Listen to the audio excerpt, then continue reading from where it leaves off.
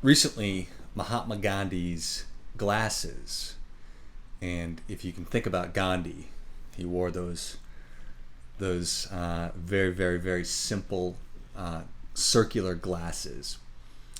Everything about Gandhi, he was he was an Indian attorney who became the champion of nonviolent protest, and eventually eventually led India to its independence from British rule.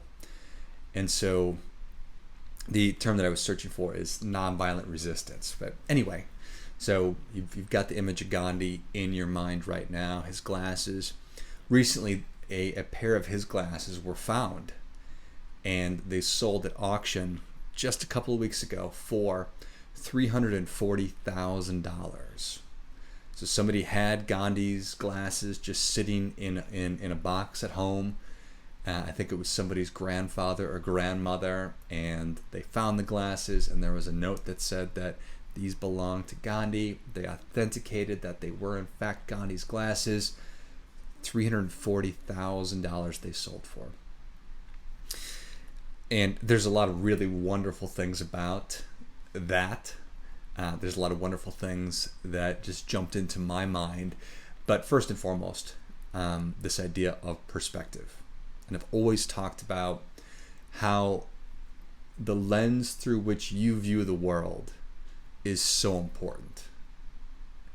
And what a great analogy of glasses for perspective. Obviously, it's essentially one and the same. So perspective is so important in every aspect of our lives. If we're able to keep things in perspective, it's a healthy thing. It's so easy to lose perspective on things. But fundamentally, how you look at something makes all the difference. If you're looking at something through the prism or through the lens of positivity versus negativity, if you look at it through the lens of injustice versus justice, you name it. How you choose to look at a situation is how you will see that situation. It's an incredibly powerful thing.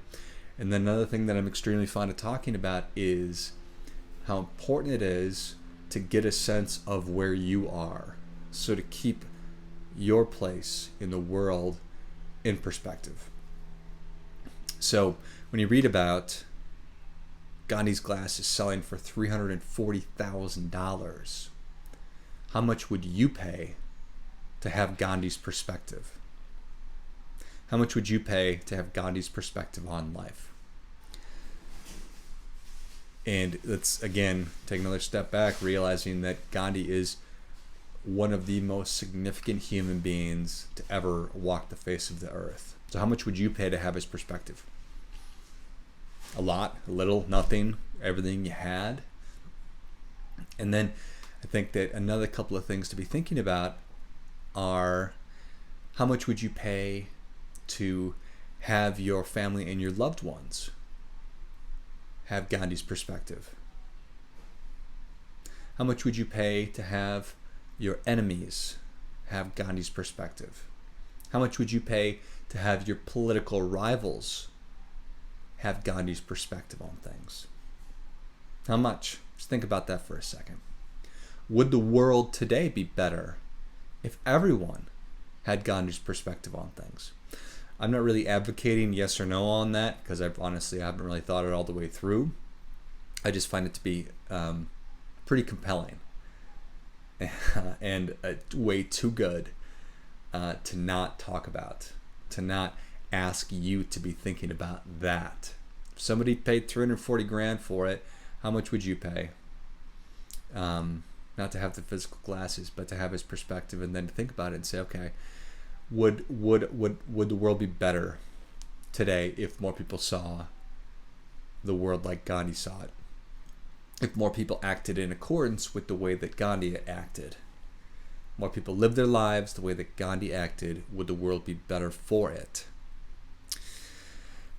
And I guess the next thing is, why don't we have that perspective? Why don't more of us think like Gandhi? Why don't more of us act like Gandhi? Why don't more of us have the perspective and view the world like Gandhi does? I don't think that I do necessarily. Again, I haven't really thought about it, but probably not. I just finished not too long ago listening to the audiobook of Steve Jobs' biography. It was amazing. And I don't like to use the word amazing, but I found that to be amazing. And I'm going to, the next biography that I'm interested in listening to is a biography on Gandhi. So anyway, sort of a little sidebar for you. So if anybody has a great recommendation on a great Gandhi book, I'd love to hear it. Please send that along to me. And I couldn't help, as I was going through getting ready for this conversation, to think about, okay, everything going on in the world right now. There's lots of stuff going on in the world right now.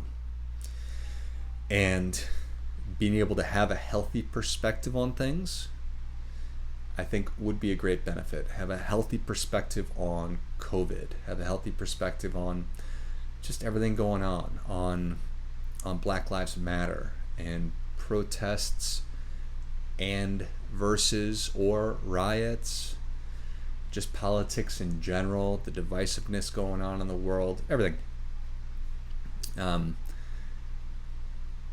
Where is our Gandhi? Where is today's Gandhi? Who can we really look to or point to and say that man or woman or whatever is a shining example of what human beings should be like, of how we should treat one another, of how we should be acting? And I don't know that off the top of my head I can say this person is our Gandhi. Maybe you do. I hope you do. But my closing idea, my closing thought is, why not act as if it's your responsibility? The people that you are serving, the people that you love, your community, why don't you be that kind of a leader? I'm not talking about take vows of poverty and do the things that Gandhi necessarily did down to his daily activities, but just to demonstrate his wisdom and his leadership and his courage to